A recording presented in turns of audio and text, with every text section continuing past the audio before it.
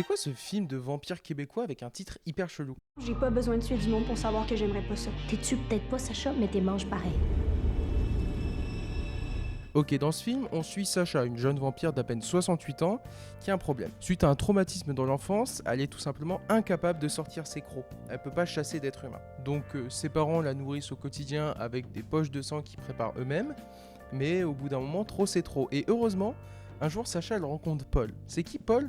Paul, c'est un jeune garçon qui travaille au bowling du coin et qui n'a pas vraiment d'envie de vivre. Les deux se rencontrent sur le toit du bowling où Paul travaille alors que ce dernier allait sauter, et Sacha, en lui sauvant la vie, découvre que ses crocs sortent, elle peut chasser. Donc ni une ni deux, ses parents décident de l'envoyer en séjour chez sa cousine, qui elle est une vampire qui n'a aucun problème avec ça. Mais le problème c'est pas parce que maintenant ses crocs sortent que Sacha elle a forcément envie de tuer des humains. C'est dans ces circonstances qu'elle va recroiser le chemin de Paul, et si l'un se retrouve obligé de chasser des humains et que l'autre n'a pas vraiment envie de vivre, peut-être que les deux vont pouvoir trouver un arrangement. Moi, j'aime pas la vie. Ça me ferait plaisir de la donner pour une bonne cause.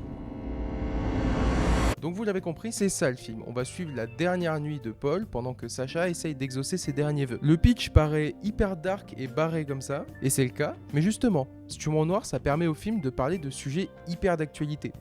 Au-delà du teen movie qui parle de devenir adulte et de rester soi-même, ici on parle de sujets comme le suicide assisté par exemple. Et le film, il est porté par un duo d'acteurs absolument incroyable, des jeunes talents.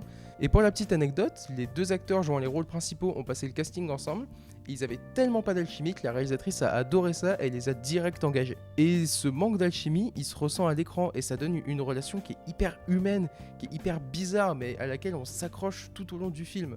Bon, vous l'avez compris avec mon enthousiasme, c'est un de mes films préférés, il est dans mon top 4 Letterboxd. Je vous le recommande vivement, ça s'appelle Vampire humaniste cherche suicidaire consentant.